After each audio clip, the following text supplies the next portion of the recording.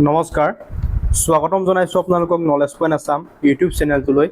আৰু যোৱাকালি হৈ যোৱা আছাম ডাইৰেক্ট ৰিক্ৰুইটমেণ্টৰ যি গ্ৰেড 3 এক্সাম HS লেভেলৰ, তাত কি প্ৰশ্ননো আহিছিল আপোনালোকক কুৱেশ্যন পেপাৰখন আমি আজি ডিছকাছ কৰিম। গোটেই কুৱেশ্যনখিনি আপোনালোকে 150টা কুৱেশ্যনৰ ভিতৰত কিমানটা কুৱেশ্যন আপোনালোকে শুদ্ধ কৰিব পাৰিলে সকলোখিনি কথা গম পাব ভিডিঅ'টোৰ জৰিয়তে। আপোনালোকে আপোনালোকৰ যিটো উত্তৰ লিখিছিল সেই হিচাপত মিলাই যাব প্ৰশ্নটো, মই আপোনালোকক দেখাই যাম। ইয়াত আপোনালোকৰ মই প্ৰথম প্ৰশ্নটো লৈছোঁ। এটা প্ৰশ্ন আহিছিল, ৰহস্য সম্ৰাট ৰঞ্জু হাজৰিকাৰ প্ৰকৃত নাম কি? ৰঞ্জু হাজৰিকাৰ প্ৰকৃত নামটো কি সুধিছিল। তাতে আপোনালোকে বহুতে হয়তো যিটো হাজৰিকা উপাধিটো দেখিয়ে অপশ্যনতো এজন হাজৰিকা উপাধিৰ মানুহৰ নাম আহিছিল, সেইজনকে বহুতে চিলেক্ট কৰিছিল, টোক্কা মাৰিছিল। কিন্তু হয়, আপোনালোকৰ ঠিকেই হৈছে, উত্তৰটো সেইটোৱে।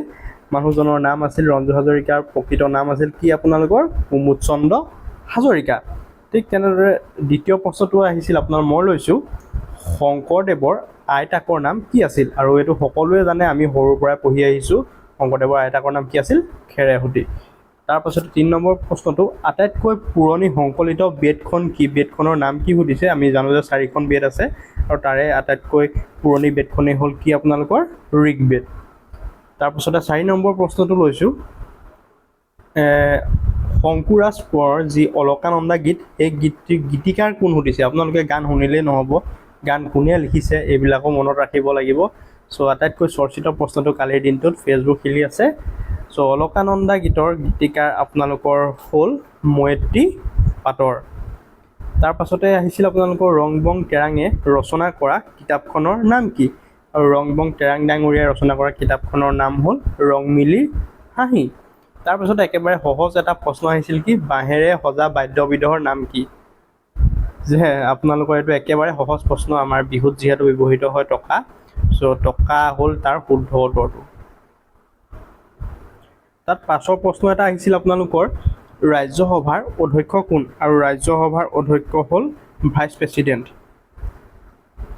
5ৰ প্ৰশ্নটো আহিছিল, ৰাষ্ট্ৰপতিক কোনে শপত বাক্য পাঠ কৰোৱায়? ৰাষ্ট্ৰপতিক শপত বাক্য পাঠ কৰোৱায় কোনে? ভাৰতৰ উচ্চতম ন্যায়ালয়ৰ মুখ্য ন্যায়াধীশে। তাৰপিছতে দুটা একদম সহজ প্ৰশ্ন আহিছিল, নুমলীগড় তেল শোধনাগাৰ কোন জিলাত অৱস্থিত? নুমলীগড় তেল শোধনাগাৰটো আপোনালোকৰ গোলাঘাট জিলাত অৱস্থিত, অৰ্থাৎ মোৰ গৃহ জিলাই হয় গোলাঘাট জিলা। তাৰপাছতে আছে আপোনালোকৰ টোকলাই চাহ গৱেষণা কেন্দ্ৰ ক'ত আছে? টোকলাই চাহ গৱেষণা কেন্দ্ৰটো আছে ক'ত? আমাৰ যোৰহাটত। চ' একেবাৰে ইজি প্ৰশ্ন আহিছে এইকেইটা। তাৰপাছতে দিছিলে আপোনালোকৰ এটা প্ৰশ্ন, নীতি আয়োগৰ অধ্যক্ষ কোন? নীতি আয়োগৰ অধ্যক্ষ হৈছে আমাৰ দেশখনৰ প্ৰধানমন্ত্ৰী, আৰু সেই প্ৰধানমন্ত্ৰীজন কোন? বৰ্তমান নৰেন্দ্ৰ মোদী। তাৰ 5ৰ প্ৰশ্নটো দিছে আপোনালোকৰ, নয়নমণি শইকীয়া সৰুপথাৰৰ জীয়ৰী আৰু তানিয়া চৌধুৰীয়ে কি খেলত প্ৰতিনিধিত্ব কৰে বা প্ৰতিনিধিত্ব কৰিছিল আৰু তেওঁলোকে মেডেল পাবলৈ সক্ষম হৈছিল? আৰু সেই খেলটোৰ নাম হ'ল আপোনালোকৰ কি? লন বল। তাৰ পাছতে এটা প্ৰশ্ন আহিছিল আপোনালোকৰ, বেডমিণ্টন খেলুৱৈজন তলৰ পৰা বাছি উলিয়াবলৈ আহিছিল। তাতে অপশ্যন দিছিল আপোনালোকৰ ছানিয়া মিৰ্জা। ছানিয়া মিৰ্জাটো জানেই সকলোৱে, লন টেনিছৰ লগত জড়িত। তাৰপিছতে ৰাফেল নাডাল আছিল, আৰু এজন কিবা দাস আছিল। তাৰপিছতে আৰু এটা অপশ্যন আহিছিল কি? পুলেল্লা গোপীচান্দ। পুলেল্লা গোপীচান্দে কি হ'ল? বেডমিণ্টন খেলুৱৈ। চ' আপোনালোকৰ শুদ্ধ উত্তৰটো পুলেল্লা গোপীচান্দ। একেবাৰে ইজি প্ৰশ্ন আহিছিল এইটো, আহোমৰ শেষ ৰাজধানী কি? আহোমৰ শেষ ৰাজধানীৰ কথা সকলোৱে জানে, যোৰহাট। যোৰহাট উত্তৰটো দুটাত হৈছে দেই। অসমে কোন দুখন দেশৰ সৈতে আন্তঃৰাষ্ট্ৰীয় সীমা ভাগ কৰে?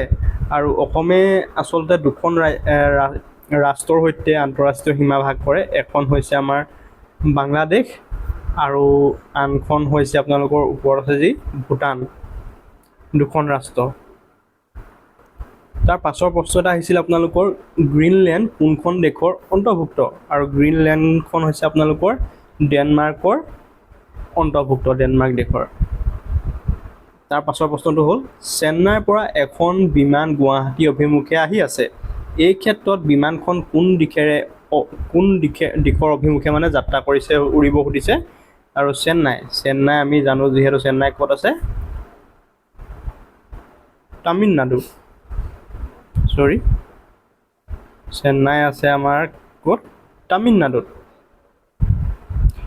তো তামিলনাডু আছে ক'ত আমাৰ একেবাৰে নৰ্থত মানে দক্ষিণত, আৰু আমাৰ গুৱাহাটী আছে ক'ত অসমৰ একেবাৰে কি পূবত। তেনেহ'লে ইয়াৰ শুদ্ধ উত্তৰটো কি হ'ব উত্তৰৰ পৰা পূবলৈ উৰিব, দক্ষিণৰ পৰা পূবলৈ উৰিব, অৰ্থাৎ নৰ্থ ইষ্ট। চৰি মানে মোৰ অলপ কোৱাটো ভুল হৈ গৈছে, মই মানে টোপনি ক্ষতি অলপ আপোনালোকক ভিডিঅ'টো বনাই তথাপিতো দিছোঁ। এইটো আপোনালোকৰ ক'ত উৰিব নৰ্থ ইষ্টৰ ফালে উৰিব, অৰ্থাৎ আপোনালোকৰ চাউথৰ পৰা ইষ্টৰ ফালে উৰিব। তাৰ পাছৰ প্ৰশ্নটো আছে আপোনালোকৰ ৰূপৰ ৰাসায়নিক সংকেত কি, আৰু ইয়াৰে ৰূপৰ ৰাসায়নিক সংকেতটো হৈছে কি আপোনালোকৰ Ag। জালিয়ানাৱালাবাগ ক'ত আছে, আৰু জালিয়ানাৱালাবাগ আছে আপোনালোকৰ পাঞ্জাৱত, কিন্তু অপশ্যনটোত পাঞ্জাৱ আৰু অমৃতসৰ দুয়োটাই আহিছিল। চ' ইয়াতে শুদ্ধ উত্তৰটো হ'ব আপোনালোকৰ দুয়োটাই শুদ্ধ উত্তৰ, কিন্তু অমৃতসৰটো আচলতে তেওঁলোকে শুদ্ধ উত্তৰ ধৰাটো চাগে হ'ব, কাৰণ সেই প্ৰথম হ'ল এইখন আপোনালোকক দেখাই দিছোঁ, এইখন হ'ল পাঞ্জাৱ ধৰক, পাঞ্জাৱৰ ভিতৰত আছে এয়া অমৃতসৰ, আৰু এই অমৃতসৰৰ ভিতৰতে আছে আপোনালোকৰ যি জালিয়ানাৱালাবাগ। চ' অমৃতসৰ প্ৰথম হ'ব, চ' সেইবাবে অমৃতসৰহে ধৰিব চাগে উত্তৰটো, কিন্তু পাঞ্জাৱো হয় শুদ্ধ উত্তৰ নোহোৱা নহয়, কাৰণ পাঞ্জাৱ ৰাজ্যখনতহে অমৃতসৰ আছে। তাৰ পাছৰ এটা প্ৰশ্ন আহিছিল আপোনালোকৰ তলৰ কোনটো দক্ষিণ আমেৰিকাৰ পৰ্বতমালা। চ' বস্তুটো অকণমান মানে আপোনালোকৰ এণ্ডিছ পৰ্বতমালাটো ক'ত আছে আহিছিল নেকি, কোনখন মহাদেশত। চ' ইয়াৰে দক্ষিণ আমেৰিকা পৰ্বতমালাটো কি হ'ল আপোনালোকৰ এণ্ডিছ পৰ্বতমালা। তাৰ পাছত এটা প্ৰশ্ন আহিছিল বিষুৱ ৰেখা, মকৰক্ৰান্তি ৰেখা আৰু কৰ্কটক্ৰান্তি ৰেখা কোনখন মহাদেশৰ মাজেৰে পাৰ হৈ গৈছে। এখন মহাদেশৰ মাজেৰে তিনিওডাল ৰেখা পাৰ হৈ গৈছে, আৰু সেই মহাদেশখনে হৈছে কি আপোনালোকৰ আফ্ৰিকা মহাদেশ। তাৰপিছতে আৰু এটা কুৱেশ্যন আহিছিলে শান্তশিষ্ট হৃষ্টপুষ্ট মহাদুষ্ট এইখনৰ ৰচক কোন। শান্তশিষ্ট হৃষ্টপুষ্ট মহাদুষ্টৰ ৰচক হ'ল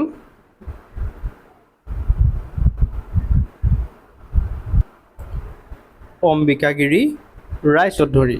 তাৰ পাছতে 23 নম্বৰ প্ৰশ্নটো 1 জানুৱাৰী 2024 চনৰ সাপেক্ষে ভাৰতৰ উপৰাষ্ট্ৰপতি কোন, অৰ্থাৎ বৰ্তমানৰ উপৰাষ্ট্ৰপতি কোন সুধিছে, আৰু ইয়াৰে শুদ্ধ উত্তৰটো হ'ব আপোনালোকৰ জগদীপ ধনখেৰ, আৰু বৰ্তমানৰ ৰাষ্ট্ৰপতি কোন দ্ৰৌপদী মুৰ্মু। তাৰ পাছৰ প্ৰশ্নটো সুধিছে আপোনালোকৰ 1 জানুৱাৰী 2024 সাপেক্ষে আমেৰিকা যুক্তৰাষ্ট্ৰৰ ৰাষ্ট্ৰপতি কোন, আৰু আমেৰিকা যুক্তৰাষ্ট্ৰৰ ৰাষ্ট্ৰপতি কোন হ'ল এতিয়া বৰ্তমান জো বাইডেন। তাৰ পাছতে আপোনালোকৰ মেথছৰ কুৱেশ্যন দিছিল 80ৰ পৰা 100ৰ ভিতৰত কিমানটা মৌলিক সংখ্যা আছে। 80ৰ পৰা 100ৰ ভিতৰত আপোনালোকৰ মৌলিক সংখ্যা আছে টোটেল 3টা। টোটেল আপোনালোকৰ 3টা মৌলিক সংখ্যা আছে, আৰু সেইকেইটা হৈছে 83, তাৰ পাছতে হ'ল আপোনাৰ 89, আৰু তাৰ পাছতে হ'ল আপোনাৰ 97। এই 3টা মৌলিক সংখ্যা আছে। চ' আজি আপোনালোকলৈ মই 25টা প্ৰশ্ন লৈ আহিলোঁ। গোটেইকেইটা প্ৰশ্ন কালি ADR-ত আহি গৈছে, আপোনালোকৰ কিমানটাই 25টাৰ ভিতৰত শুদ্ধ হ'ল জনাব, আৰু আপোনালোকৰ গোটেই 150টা প্ৰশ্ন লৈ আহিবলৈ চেষ্টা কৰিম যিমান পাৰোঁ। আৰু আপোনালোকেও যদি জানে কি কি প্ৰশ্ন আহিছিল কমেণ্টত জনাবলৈ নাপাহৰিব, আৰু চেনেলটো ছাবস্ক্ৰাইব কৰি ল'ব, এনেধৰণৰ আপডেট আপোনালোকে পাই থাকিব। ধন্যবাদ।